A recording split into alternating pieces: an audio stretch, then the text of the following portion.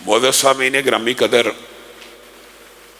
جیسے آپ کے سامنے رمضان میں کیے جانے والے اعمال کے حوالے سے چند گزارشات کو رکھ رہا ہوں کہ انفاق فی سبیل اللہ کا رمضان کے ساتھ بڑا گہرا تعلق ہے، توبہ استغفار کا رمضان کے ساتھ بڑا گہرا تعلق ہے۔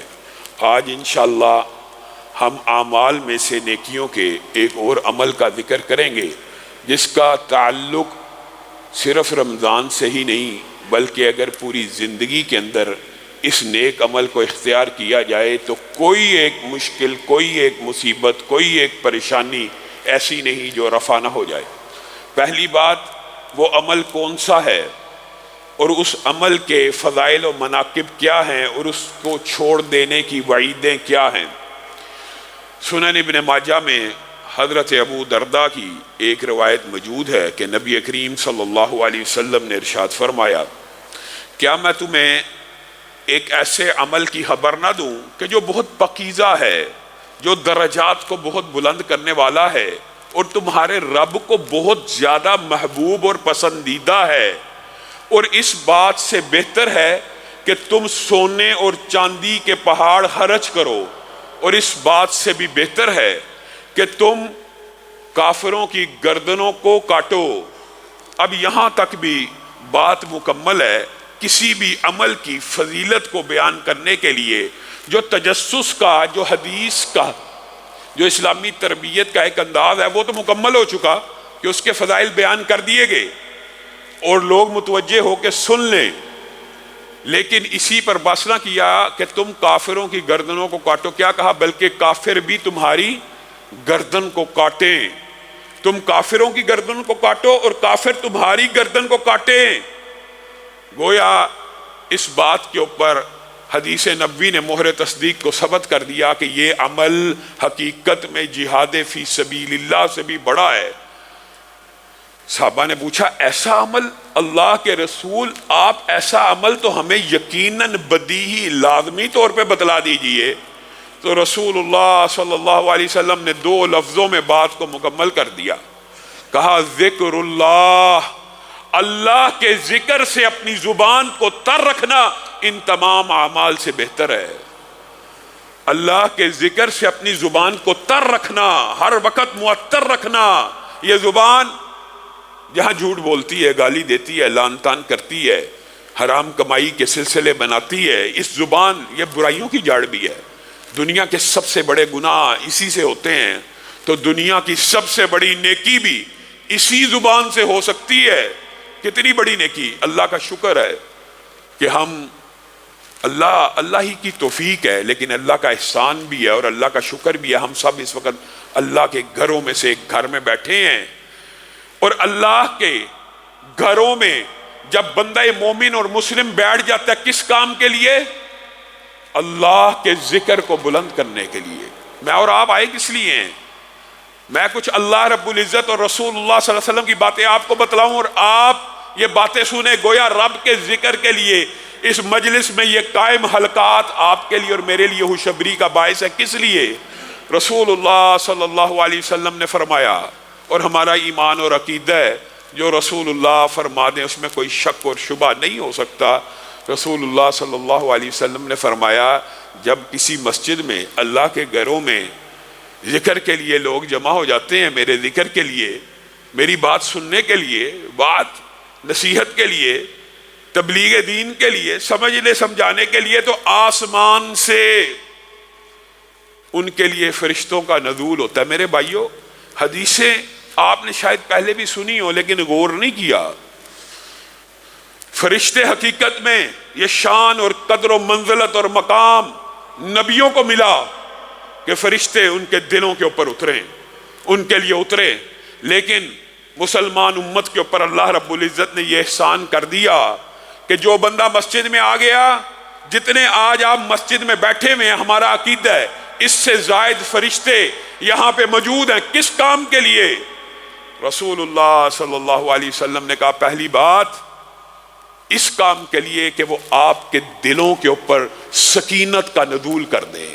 اللہ رب العزت نے آسمان سے اس لیے اتارا کہ آپ کے دلوں کو سکون دیں، حقیقی اطمینان، حقیقی سکون دل کا سکون ہے.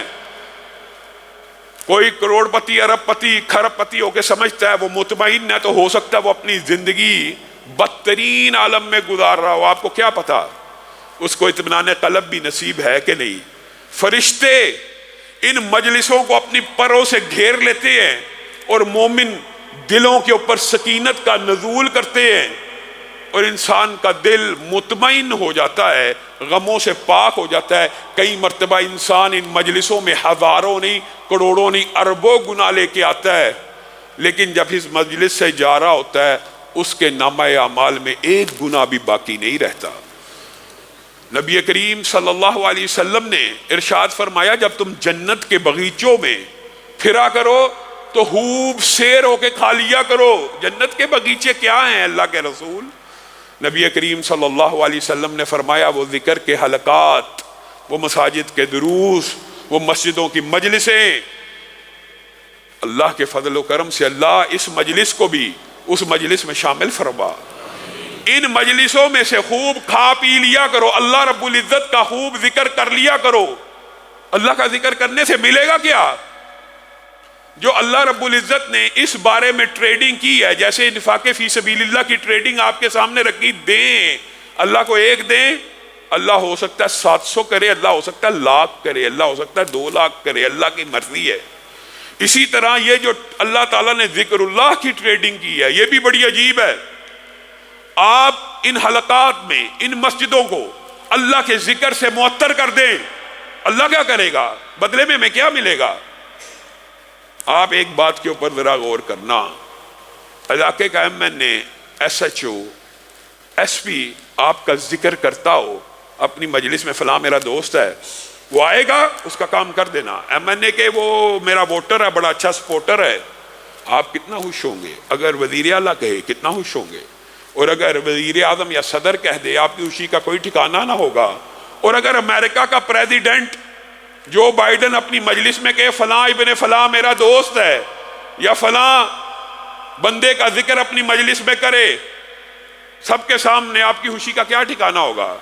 اللہ رب العزت نے اس ٹریڈنگ کو سمجھانے کے لیے قرآن پاک میں ایک آیت کو نازل کیا، فَاذْكُرُونِي أَذْكُرْكُمْ.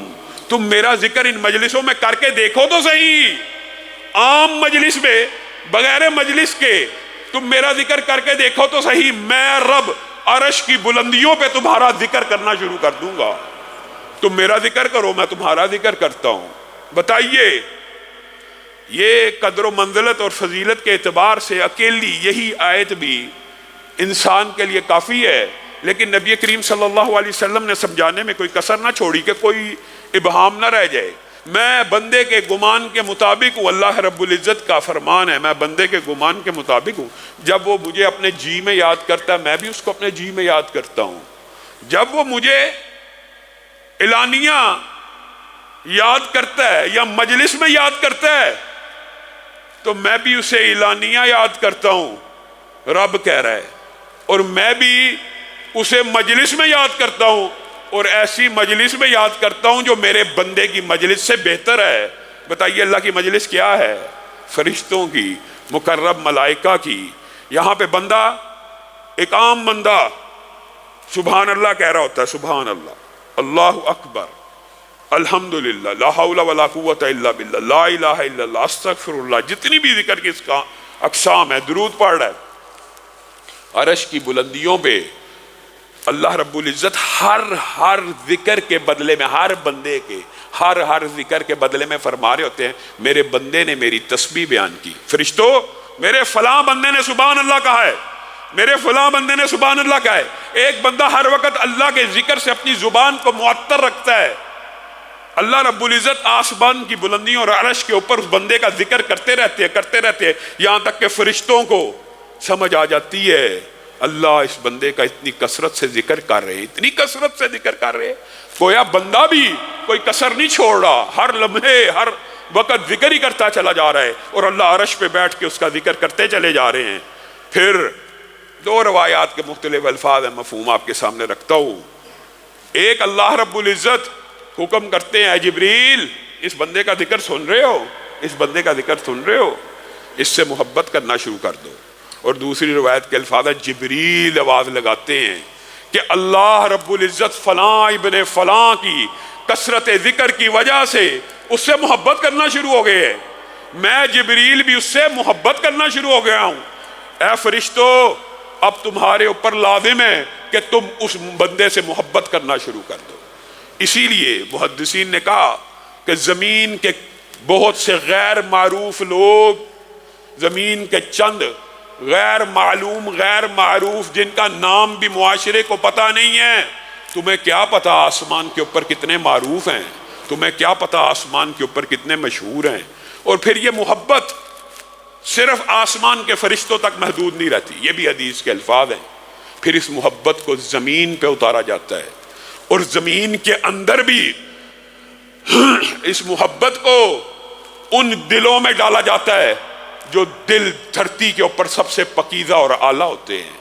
گویا بندہ مومن کے دل میں، گویا علماء کے دل میں، گویا فقہا کے دل میں اس بندے کی محبت بڑھ جاتی ہے۔ کس وجہ سے؟ صرف ذکر الہی کرنے کی وجہ سے۔ اللہ اکبر، سب کہیے اللہ اکبر، الحمدللہ، سبحان اللہ۔ اے اللہ ہمیں جنت الفردوس میں داخل فرما، اے اللہ ہمیں جہنم سے بچا لے۔ اور یہ جو ہم نے 3 ذکر کیے، کتنا وقت لگا؟ اللہ سے 3 باتیں ہی مانگی ہیں نا۔ ایک اللہ کی تسبیح بیان کی، الحمدللہ کہہ دیا، اللہ اکبر کہہ دیا، اور 2 چیزوں کا سوال طلب کر لیا، ایک جہنم سے بچا لے، جنت میں داخل فرما دے۔ نبی کریم صلی اللہ علیہ وسلم نے ارشاد فرمایا فرشتے زمین کے اوپر ہر وقت پھر رہے ہیں، اور ہمارا یہ عقیدہ ہے، صحیح بخاری مسلم کی متفقن علیہ حدیث ہے، ویسے بھی حدیث صحیح ہو کسی بھی کتاب کے اندر ہو، ہمارا عقیدہ ہے کہ جیسے نبی کریم فرما رہے ہیں اس میں رتی برابر بھی کوئی شک و شبہ موجود نہیں ہے۔ آسمان کے فرشتے ہر وقت ایک چیز ڈھونڈ رہے ہوتے ہیں۔ کیا چیز ڈھونڈ رہے ہوتے ہیں؟ ایسی مجلس کو ڈھونڈ رہے ہوتے ہیں جس میں فقط 3 کام کیے جا رہے ہوں۔ وہ کون سے 3 کام؟ ایک اللہ کا ذکر بلند کیا جا رہا ہو، اور ایک جنت مانگی جا رہی ہو، اور ایک جہنم سے پناہ مانگی جا رہی ہو۔ اے اللہ ہم نے نبی کریم سے یہ حدیث سنی، ہم نے اس کے اوپر عمل کر کے دکھایا، اب ہمارا آپ سے بھی یہی مطالبہ ہے، آپ سے بھی یہی التجا ہے کہ جو اس حدیث میں اجر و ثواب ہے وہ ہم سب کو عطا فرما دے۔ نبی کریم صلی اللہ علیہ وسلم نے ارشاد فرمایا پھر ایسی مجلس جب مل جاتی ہے تو فرشتے اتنی بڑی تعداد میں وہاں پہ جمع ہو جاتے ہیں تو اس مجلس سے لے کر آسمان تک اپنے پروں کو پھیلا دیتے ہیں۔ اللہ رب العزت کہتے ہیں کیا مل گیا مقصود مطلوب؟ جی ہاں، میرے بندے کیا کہہ رہے ہیں؟ اللہ کو تو پتہ ہے میرے بندے کیا کہہ رہے ہیں، آپ تک پہنچانا مطلوب تھا، فرشتوں کو گواہ بنانا مقصود تھا۔ کیا کہہ رہے ہیں؟ اللہ آپ کی بڑائی کو بیان کیا، آپ کیا ذکر ہو رہا ہے؟ آپ ہی کی باتیں ہو رہی ہیں، آپ کی باتیں ہو رہی ہے، مجھے دیکھا ہے نہیں، اگر دیکھ لیتے تو ہر وقت آپ ہی کا ذکر کرتے رہتے، آپ کی یاد سے غافل ہی نہ ہوتے، لیکن آج اس مجلس میں آپ کی گفتگو ہو رہی ہے۔ کیا مانگ رہے تھے میرے بندے؟ اللہ کو تو پتا کیا مانگ رہے ہیں، جنت مانگ رہے ہیں۔ جنت کو دیکھا ہے نہیں، اگر دیکھ لیتے تو پھر اسی کے لیے تگودو کرتے۔ کس چیز سے اجتناب اور کس چیز سے بچنا چاہتے ہیں؟ اللہ آپ کے عذابوں سے بچنا چاہتے ہیں، جہنم سے بچنا چاہتے ہیں۔ جہنم دیکھی ہے؟ یہ ایمان بالغیب کی بھی ایک بہت بڑی فضیلت ہے۔ نہیں دیکھی، لیکن رسول اللہ نے کہا اسی طرح یقین ہے جیسے دیکھی ہے۔ جہنم سے پناہ مانگ رہے ہیں، جی ہاں، دیکھی ہوتی تو اور زیادہ محنت کوشش کرتے اس سے بچنے کی۔ اشہدکم انی قد غفرت لہم، اے فرشتو تم جس مجلس سے آئے ہو اس کی تعداد کا میں 10 کا 20 کا 30 کا نہیں کہتا، اس مجلس میں 100 تھے، 200 تھے، 1000 تھے، ظالم تھے، فاسق تھے، فاجر تھے، گناہگار تھے، ایسے ایسے گناہگار جو مسجدوں میں آئے تو کروڑوں اور اربوں کے کھاتے گناہوں کے ساتھ لے کے آئے۔ جاؤ اس پوری مجلس کے اوپر میں تمہیں گواہ بنا کے کہتا ہوں میں نے جنت الفردوس کو واجب کر دیا۔ فرشتے بھی اللہ رب العزت کی اتنی بڑی مغفرت کی نوید سن کر حیران رہ جائیں گے اور کیا کہیں گے؟ یہ ہر مجلس کے لیے ہوتا ہے، صرف آج کے اس مسجد کے خطبہ جمعہ کے لیے نہیں، جہاں جہاں اللہ کا ذکر بلند ہو رہا ہے یہ ہر ایک مجلس کے لیے ہے۔ فرشتے حیران ہو کے کیا کہیں گے؟ اللہ فلان لیس منہم انما جاء لحاجہ، اللہ تو نے اس مجلس کے ہزاروں لاکھوں کو معاف کر دیا، ایک بندہ تو اس مجلس میں شرکت کی نیت سے ہی نہیں تھا آیا۔ مثلا وہ تو مسجد میں پنکھے ٹھیک کرنے آیا تھا، وہ تو مسجد کے دیگر امور سر انجام دینے کے لیے آیا تھا، افطاری کی تیاری کے لیے، کوئی سامان دینے کے لیے آیا، کوئی خواب روب ہے صفائی کرنے کے لیے آیا ہے، کوئی سینٹری کو دیکھ رہا ہے، کوئی لکڑی کا کام کر رہا ہے، کوئی اپنے اللہ فلان تو اس مجلس میں شامل ہونے کی نیت سے آئی نہیں، وہ تو وہاں سے گزر رہا ہے، وہ اپنے کام کاج کرنے کے لیے صرف آیا ہے۔ اللہ رب العزت جواب میں کیا کہیں گے؟ ہم الجلساء ہم الجلساء لا یشقی جلیسہم، یہ ایسی بابرکت مجلس ہے کہ اس کے ساتھ سے گزرنے والے کو بھی اللہ نے معاف کر دیا۔ میں اور آپ اللہ کے ذکر سے غافل ہیں، میں اور آپ اللہ کے ذکر کو بہت چھوٹی عبادت سمجھتے ہیں۔ اللہ کی قسم شیطان پہلا تالا نیکیوں کے اوپر جو پہلا کفل لگتا ہے وہ کہاں لگتا ہے؟ زبان پہ۔ عام فہم بات ہے، نیکیوں کے کفل کی، نیکیوں کی ختم کرنے کی ابتدا شیطان کہاں سے لگاتا ہے؟ زبان سے، کہ زبان سے رب کا ذکر کرنا چھوڑ دے، اس کو ایسا مشغول کرو، حالانکہ بندہ جتنا مرضی مشغول ہو، عقل کے اوپر کیسے پڑتے ہیں؟ مسجد کے اندر آ رہا ہے مشغول ہے، رستے میں ذکر نہیں کر سکتا، کاروبار کے لیے جا رہا ہے رستے میں ذکر نہیں کر سکتا، پراپرٹی کے دفتر پہ بیٹھا ہے رستے میں ذکر نہیں کر سکتا، دکان جنرل سٹور کے اوپر بیٹھا ہے اس دکان کے اوپر بیٹھے ہوئے ذکر نہیں کر سکتا۔ حتیٰ کہ آپ پورا دن پراپرٹی کے دکان کے اندر بیٹھ کے بھی ہر وقت اللہ کا ذکر کر سکتے ہیں، گاہک آئے کچھ دیر کے لیے خاموش ہو جائیے۔ اسی لیے بات آئی ہے ضمنی طور پہ، تو میرے ذہن میں یہ بات آ گئی، حضرت ایوب نے بھی اللہ کو یہی کہا تھا نا، اللہ 16 سال 18 سال 10 سال اذیت کو، بیماری کو، ہر چیز کو سہ لیا، اللہ بیماری زبان پہ آنا چاہتی ہے، اسی زبان کی وجہ سے آپ کا ذکر کرتا رہتا ہوں، یہ زبان معطر رہتی ہے، اللہ نہیں، اس زبان کو بند نہ کروانا۔ اب میں آپ سے دعا کرتا ہوں اللہ اگر یہ بیماری زبان پہ بھی چڑھنا چاہتی ہے تو مجھے شفا دے دے۔ صبر کیا، سالوں صبر کیا، میں اور آپ زبان تندرست ہے، زبان ٹھیک ہے، بدن صحیح ہے۔ وہ نبی اور پیغمبر بھی کرب سے چیخ اٹھے کہ زبان کے اوپر اس بیماری کو طاری نہ کرنا، میں تیرے ذکر سے کہیں محروم نہ رہ جاؤں۔ اور میں اور آپ صحیح تندرست زبانوں کے ساتھ اللہ رب العزت کا کتنا کو ذکر کر رہے ہیں اپنے رب کو۔ یہ رمضان کا صرف فلسفہ نہیں ہے، اور میرے بھائیوں یہ جو فضائل و مناقب ہیں ذکر الہی کے، اس کے اندر تمام اذکار ہیں، اور صحیح مسلم کی جو حدیث ہے وہ تو خوشخبری کی انتہا ہے۔ حضرت امیر معاویہ کی یہ حدیث ہے رضی اللہ تعالیٰ عنہ، اور یہ حدیث اس صحابی جلیل کی ہے کہ جس کے بارے میں بعض ہردہ سرائی کرنے والے ہردہ سرائی کرتے ہیں۔ اس صحابی جلیل کی مجلس کے بارے میں اللہ کیا کہتے ہیں؟ رسول اللہ صلی اللہ علیہ وسلم باہر نکلے، حضرت امیر معاویہ وہاں پہ موجود ہیں، پوچھتے ہیں کیا کر رہے تھے؟ اللہ کا ذکر کر رہے تھے، اللہ کی نعمتوں کو یاد کر رہے تھے، آپ کی باسط، آپ کی سیرت، آپ کی آمد کا تذکرہ کر رہے تھے کہ آپ کو اللہ نے مبعوث فرمایا، ہمارے اوپر رحمتوں کا نزول فرمایا۔ کیا واقعی تم یہ کر رہے تھے؟ میں تمہیں قسم دے کے پوچھتا ہوں، رسول اللہ صلی اللہ علیہ وسلم جب اس طرح بات کرتے تھے تو لا محالہ کوئی اعجاب کی بات تھی، کوئی نہ کوئی ایسی بات تھی، تو رسول اللہ نے قسم کھلوائی تو صحابہ نے فوراً قسم کھائی، اللہ جیسے شاید ہماری تفتیش ہو رہی ہے، اللہ کی قسم ہم یہی کچھ کر رہے تھے۔ کہا نبی کریم مسکرانا شروع ہو گئے، میری مراد یہ نہیں تھی، میں تو حیرانگی اور تعجب کا اظہار کر رہا ہوں۔ کیوں؟ کہا مجھے یقین ہے کہ تم یہی کام کر رہے ہو، لیکن میرے اندر بھی اعجاب پیدا ہوا، میں نے تم سے قسم اٹھوا لی، اور میرا قسم اٹھوانا بے سبب نہیں تھا۔ آسمان سے جبریل امین میرے پاس ابھی آئے تھے اور آ کے کہہ رہے تھے یہ جو باہر صحابہ کی مجلس لگی ہے، اللہ رب العزت اس مجلس کے بارے میں اپنے فرشتوں کے ہمراہ اس مجلس کے اوپر فخر فرما رہے ہیں۔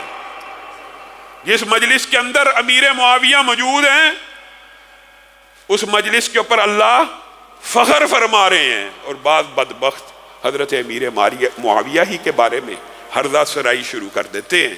اور یہ محدثین نے لکھا کہ یہ صرف اس مجلس کے لیے خاص نہیں ہے، بلکہ کوئی بھی مجلس جس میں اللہ کا ذکر ہوتا ہو تو اللہ فرشتوں کو کہتے ہیں ہاں جی تم کہتے تھے فتنہ فساد کرے گا، خون پھیلائے گا، یہ کرے گا، قتل کرے گا، وہ بندے تو میرا ذکر کر رہے ہیں۔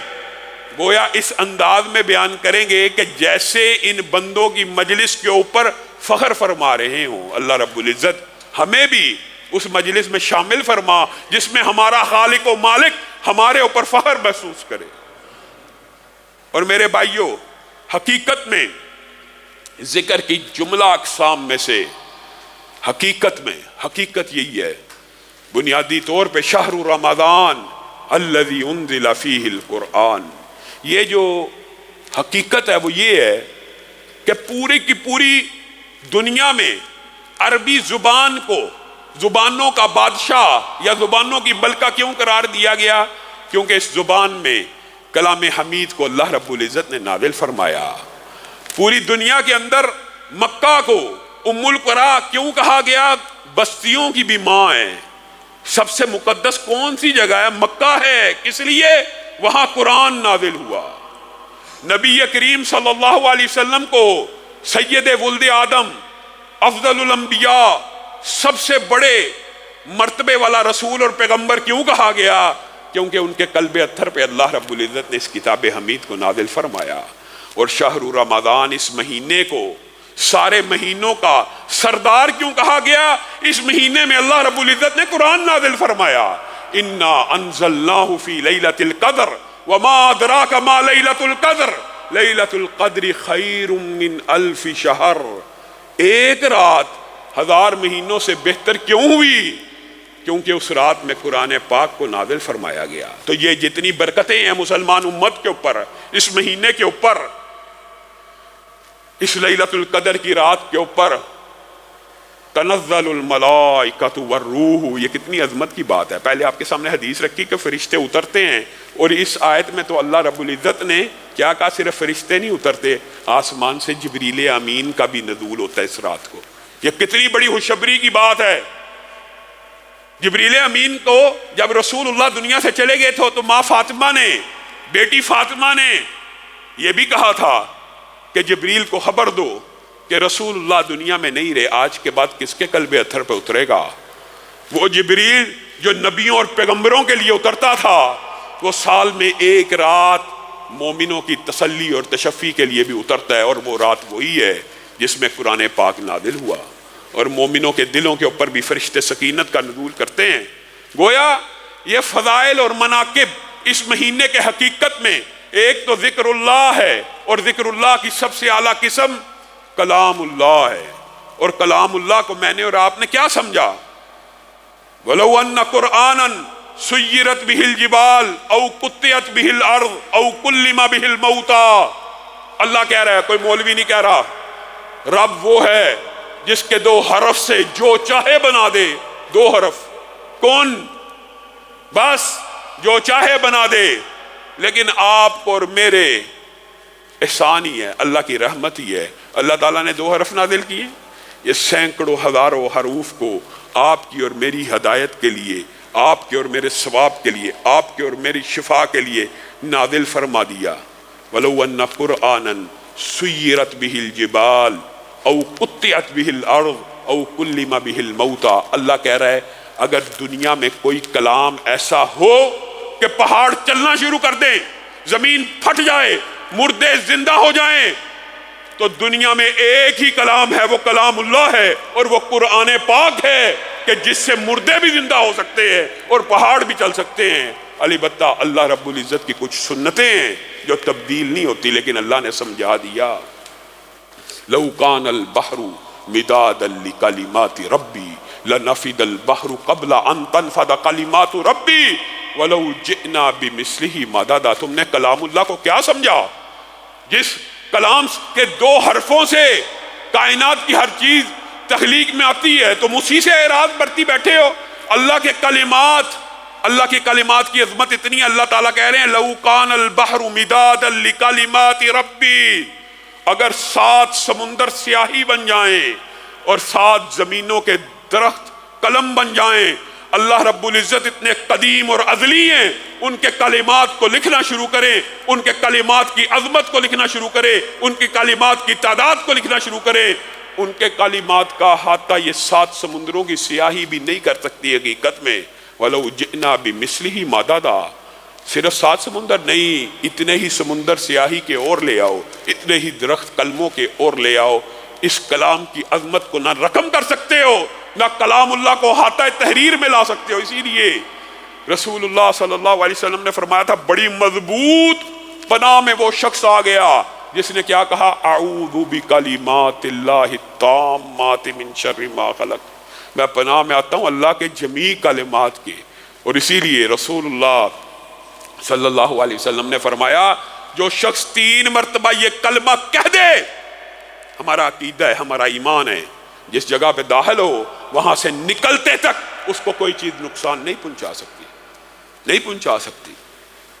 اور لو انزلنا هذا القرآن على جبل لرأيته خاشعا متصدعا من خشیۃ اللہ، ہمیں اللہ تعالیٰ مثالیں دے دے کے سمجھا رہا ہے، یہ قرآن اگر میں نے کسی سنگلاخ پہاڑ کے اوپر بھی نازل کیا ہوتا تو تم دیکھ لیتے کہ وہ پہاڑ اللہ کے خوف سے کپ کپا رہا ہے۔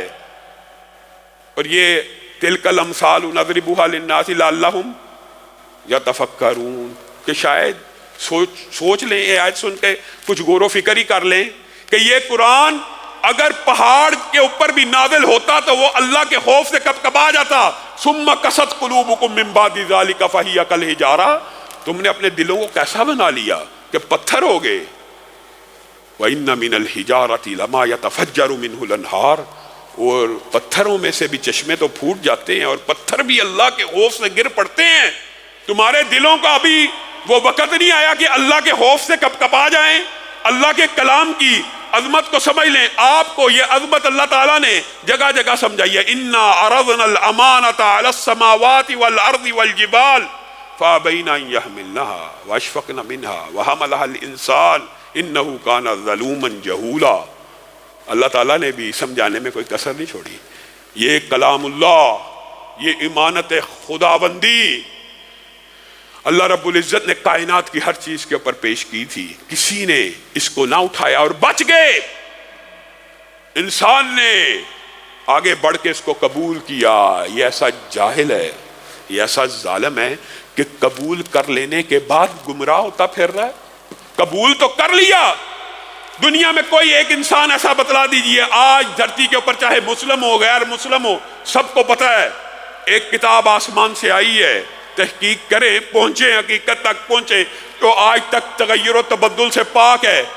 امانت تو وصول کر لی لیکن امانت کا حق تو ادا نہ کیا۔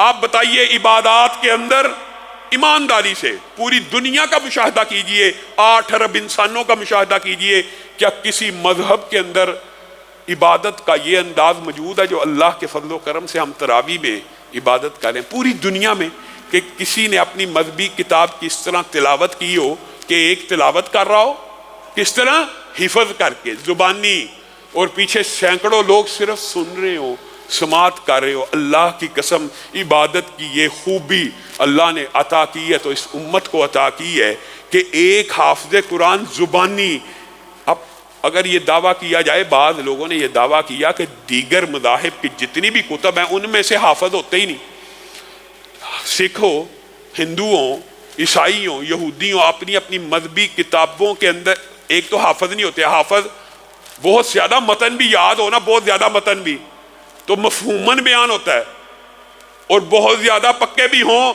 تو اس کی تلاوت کا یہ انداز نہیں ہے جو مسلمانوں کی تلاوت کا انداز ہے۔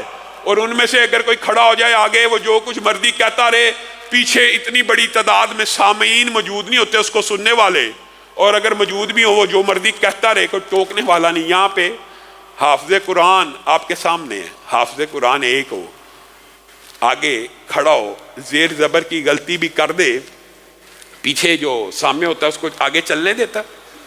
اور یہ صرف ایک مسجد میں ہوتا ہے، یہ ہزاروں لاکھوں مسجدوں میں ہو رہا ہے کہ سامنے ایک زیر زبر کی غلطی برداشت نہیں کر رہا. لیکن ہمارے معاشرے میں بعض بدبخت ایسے ہیں کہ آج 1400 سال بعد امت کے گئے گزرے حالات کے اندر قرآن کا کوئی حرف کھا جائے، زیر زبر کی غلطی کرے، پیچھے ٹوکنے والے. اور سورہ یاسین اگر پڑھ رہا ہو حافظ، سب سے مشکل، آسان ہے سورت لیکن حافظوں کے لیے بڑی مشکل ہوتی ہے. کیوں؟ ماشاءاللہ پیچھے سارے جو ہمارے بزرگ ہوتے ہیں سب کو زبانی یاد ہے اور سب تیار ہیں لقمہ دینے کے لیے.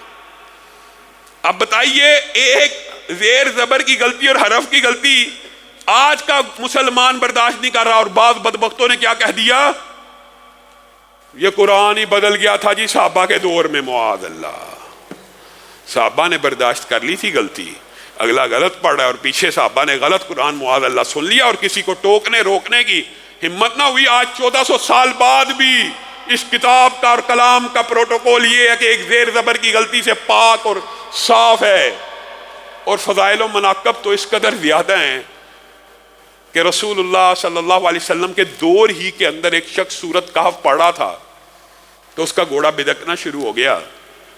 تو رسول اللہ صلی اللہ علیہ وسلم نے اس کو بتایا کہ یہ آسمان سے سکینت کا نزول ہوا تھا تیری تلاوت کی وجہ سے. اور دوسرا واقعہ جو آپ سب نے سنا ہوا مشہور، حضرت اسید کا، وہ تلاوت کر رہے ہیں، گھوڑا بدکنا شروع ہو گیا، پاس بچہ یحییٰ بیٹھا ہے، ڈر گئے کہ یحییٰ کو ٹانگ نہ لگ جائے. تلاوت کو کچھ دیر کے لیے معطل کیا، گھوڑا درست ہو گیا، پھر شروع کی، گھوڑا پھر بدکنا شروع ہو گیا، پھر شروع کی، پھر بند کی. بارہ ایسا ہوا، کہا پھر میں یحییٰ کے خوف کی وجہ سے کہ یحییٰ کو ٹانگ نہ لگ جائے میں نے تلاوت کو مؤخر کر دیا.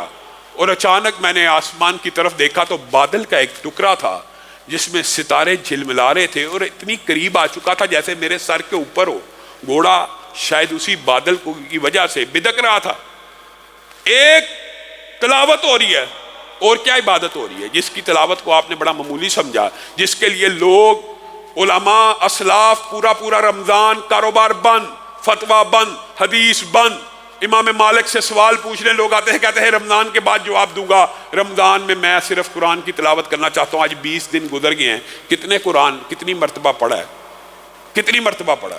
حضرت اسید نے رسول اللہ کو یہ بات بتلائی کہ وہ بادل کا ایک ٹکڑا تھا جس میں ستارے جھلملا رہے تھے. پہلی حدیث کے اندر رسول اللہ نے کہا تھا سکینت کا نزول ہوا، اور ان کے جواب میں کیا کہا، اے اسید تجھے تلاوت جاری رکھنی چاہیے تھی. یہ آسمان سے مکرم ملائکہ کا ایک گروہ تھا جو تیری تلاوت سننے کے لیے آیا تھا.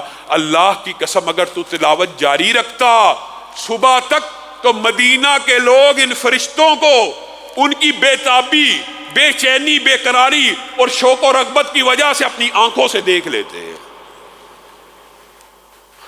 قرآن کی تلاوت سے صرف سکینت کا نزول نہیں ہوتا، آسمان سے فرشتوں کا بھی نزول ہوتا ہے. اور آسمان سے فرشتوں کا نزول انبیاء کے لیے ہے، لیکن بندہ مومن کے لیے یہ نزول بغیر وحی کے ہوتا ہے، اطمینان کے لیے، سکینت کے لیے. اور یہ بات آئی ہے ضمنی طور پہ تو یہ بات بھی سمجھ لیجئے.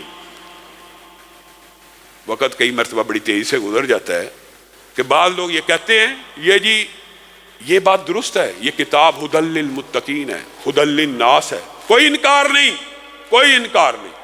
اور اس کو ترجمے سے پڑھنے والا کبھی گمراہ نہیں ہو سکتا. یہ فلسفہ بھی غلط ہے. مانتے ہیں کہ جی اس کو سمجھنے کے لیے 14 علوم، 16 علوم، 20 علوم چاہیے. یہ ھدی للناس ہے، یہ ھدی للمتقین ہے. اس کو جو بھی پڑھے گا ہدایت کی نیت سے کبھی گمراہ نہیں ہوگا. جو اپنی مرضی کے مسائل اخذ کرنے کے لیے پڑھے گا وہ یقیناً گمراہ ہو جائے گا. یہ ذکر بھی موجود ہے قرآن پاک میں. یہی استثناء ہے اور کوئی استثناء نہیں. قرآن پاک کتاب ہدایت ہے، اس کو پڑھنا چاہیے. اس کو براہ راست ترجمہ کرنے کے لیے تو 14 علوم کی ڈاکٹر اسد اللہ صاحب اکثر کہا کرتے ہیں ترجمہ کسی نے کرنا ہو اس کو تو 14 علوم کی ضرورت ہو سکتی ہے. جس نے صرف پڑھنا ہو اس کو تو صرف اردو زبانی آنی چاہیے نا، عام فہم بات ہے. جس نے صرف ترجمہ ہی پڑھنا ہے، جس نے ترجمہ کرنا ہے اس کے لیے تو ضرورت ہے کہ اس کو علوم آئیں.